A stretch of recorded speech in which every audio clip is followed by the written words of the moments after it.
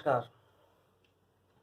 आशा करता हूँ आप सभी कुशल मंगल होंगे, अपना ध्यान रख रहे होंगे और स्टूडेंट्स जो हैं वो अपनी पढ़ाई पे पूरा फोकस कर रहे होंगे और अपने रियाज़ को अच्छा समय दे रहे होंगे। काफ़ी अच्छा टाइम है उन लोगों के, उन बच्चों के लिए जो पढ़ना लिखना चाहते हैं या कुछ करना चाहते हैं। अपनी पढ़ाई पे अच्छे से ध्यान दीजिए और खूब मेहनत करके पढ़िए और आगे बढ़िए। अच्छा, लास्ट टाइम हमने एक कायदा सीखा था, घेगे तिट्टे घेगे नाना। तो वैसे तो मैंने सोचा था कि आज मैं आपको उसके पलटे सिखाऊंगा, लेकिन अभी मेरे दिमाग में कुछ और आया। मुझे लगा कि वो जो कायदा हम जिस ताल में बजा रहे हैं या जिस ताल में वो कायदा है, क्यों ना पहले वो आपको ताल सिखाई जाए। कायदे को हम बाद में कंप्लीट करेंगे, आप उसका रियाज करते रहिएगा। अभी मैं आपको एक नोट दिखाऊंगा जिसमें वो 3 ताल लिखी हुई है। आप उसको देखेंगे और उसको अच्छे से अपनी कॉपी पे नोट करेंगे, ठीक है। मुझे लगता है कि आप इसे देख पा रहे होंगे और समझ पा रहे होंगे कि क्या लिखा हुआ है ये। इसको फटाफट से वीडियो पॉज करें और इसको अपनी कॉपी पे नोट कर लें। इसमें मैंने आपको 3 ताल का परिचय, 3 ताल के बोल और ताली खाली और बंद बोलों की ताल, ये कुछ डिटेल दी हुई हैं। अच्छा, सबसे पहले 3 ताल एक्चुअली क्या है? ये कुछ मात्राओं का एक ताल क्या होती है? ताल एक्चुअली में क्या है? कुछ मात्राओं का एक समूह है जो हमें कुछ नियमों में बांधता है। तबला बजाने बजाने के लिए या किसी गाने के बोलों को कुछ मात्राओं में क्या कहते हैं समेटने के लिए, ताकि हम हमें एक, जब हम नियम में बन के कोई काम करते हैं तो अक्सर ऐसा होता है कि हम काफ़ी इम्प्रूव करते हैं और अच्छा कर पाते हैं। मतलब जब हम नियम में बन के काम करना सीख जाते हैं तो फिर हमें आगे कभी दिक्कत नहीं आती। तो इसीलिए हमारे म्यूजिशियंस ने कुछ तालें बनाई हैं जिनमें हम अपने तबले को, गाने को, इंस्ट्रूमेंटल म्यूज़िक को या डांस को, इन सबको हम उन नियमों में बांधकर हम शास्त्रीय संगीत के द्वारा सीखते हैं, ठीक है। तो ये वही एक ताल, ये एक ताल है 3 ताल, जो इंडियन क्लासिकल म्यूजिक में जो है, मतलब उत्तर भारतीय शास्त्रीय संगीत जो है उसमें काफ़ी महत्वपूर्ण तालों में से एक ताल है जिसका नाम है 3 ताल। और ये 3 ताल जो है तबले में, गाने में और डांस में, हर फील्ड में हम इसका यूज़ करते हैं, ठीक है।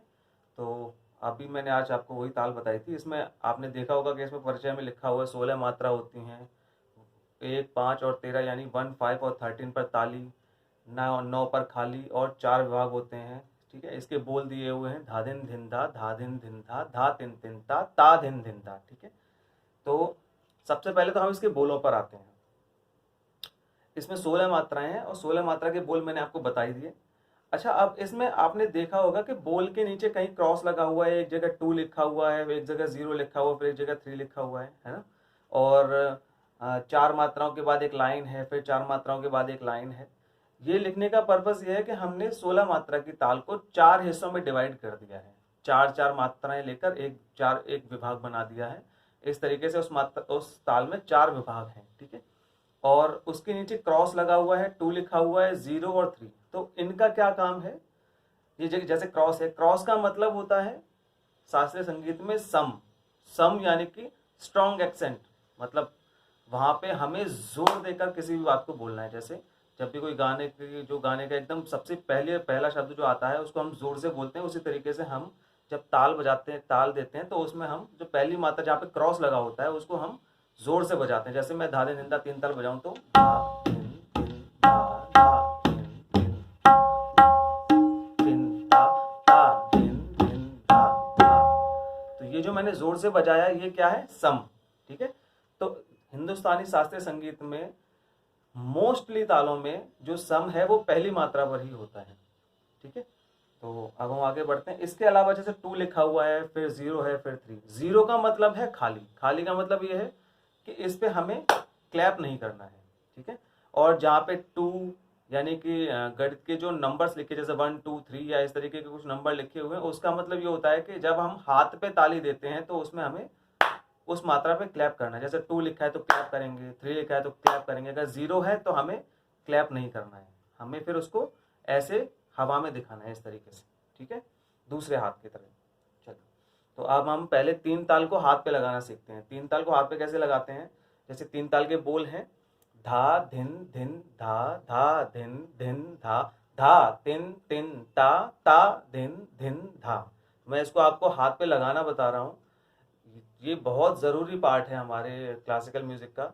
हाथ पे आपको ताली लगानी भी आनी चाहिए और उतना ही अच्छे तरीके से आप वो उसको मुंह से बोलना भी आपको आना चाहिए। तो मैं आपको बोल के हाथ पे ताली लगा के बता रहा हूँ, पहले मैं लगाता हूँ फिर आप उसको मेरे साथ प्रैक्टिस करिएगा, ठीक है। चलिए स्टार्ट करते हैं। धा, धिन, धिन, धा, धा, धिन, धिन, धा, धा, तिन, तिन, ता, ता, धिन, धिन, धा, देन धा। हम हमेशा ताल कंप्लीट करने के बाद में पहली मात्रा जो सम थी उसको ज़रूर देते हैं, चाहे वो हाथ पे ताली दें या किसी इंस्ट्रूमेंट पे। हमेशा ध्यान रखिएगा इस चीज़ का, ठीक है। अब मैंने आपको बताया था कि जहाँ पे 2 3 लिखा हो वहाँ पे हमें क्लैप करना है, तो देखा आपने मैंने क्लैप किया था, है ना। पहली 4 काउंटिंग के बाद दोबारा मैंने क्लैप किया क्योंकि वहाँ 2 लिखा हुआ है। आप देखेंगे आपने जो मैंने आपको पेपर दिखाया था उसमें 2 लिखा था, वहाँ पे मैंने क्लैप किया। जहाँ पे 0 लिखा हुआ था वहाँ मैंने उसको ऐसे खाली दिखाया, ठीक है। और फिर जहाँ 3 लिखा हुआ था वहाँ पे मैंने दोबारा क्लैप किया उसको। क्लियर। तो आपको इसको प्रैक्टिस करना है। अब एक बार मेरे साथ प्रैक्टिस करेंगे सब लोग। चलिए स्टार्ट करते हैं। धा, धिन, धिन, धा, धा, धिन, धिन, धा, खाली, ता, धा, तिन, तिन, ता, ता, धिन, धिन, धा, देन सम। क्लियर।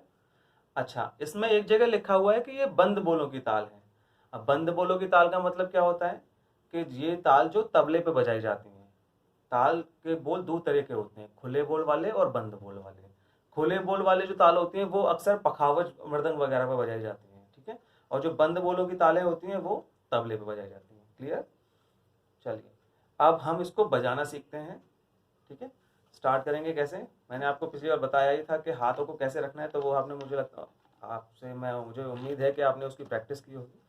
अब हम थोड़ा सा इसको स्टार्ट करते हैं कि इस पे इसको बजाते कैसे हैं, ठीक है। चलिए धा जो है वो बताया था मैंने आपको, दोनों के मिलने से धा बनता है, तो धा। क्लियर। धा, धिन, धिन, धा। Very good. धा, धिन, धिन, धा, धा, धिन, धिन, धा, धा, धिन, धिन, धा। Very good. देन सम, जो मैंने आपको बताया था कि हमेशा उसको हमें जब भी हम तबले का एंड करते हैं तो हम ताल को पूरा करने के बाद या कायदे या पलटे को पूरा करने के बाद सम जरूर दिखाते हैं, ठीक है ना। चलिए फिर दोबारा से स्टार्ट करते हैं।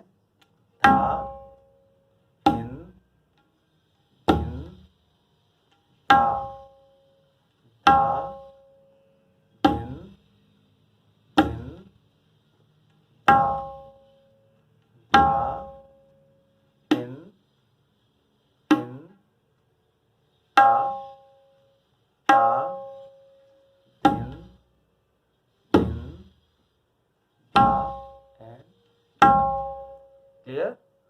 तो आप इसको प्रैक्टिस कीजिए, और अगर कुछ समझ ना आए, कुछ क्वेश्चन पूछने हो या कुछ कहना हो तो आप मुझे टेक्स्ट कर सकते हैं या नीचे मैसेज बॉक्स में मैसेज कर सकते हैं। Thank you.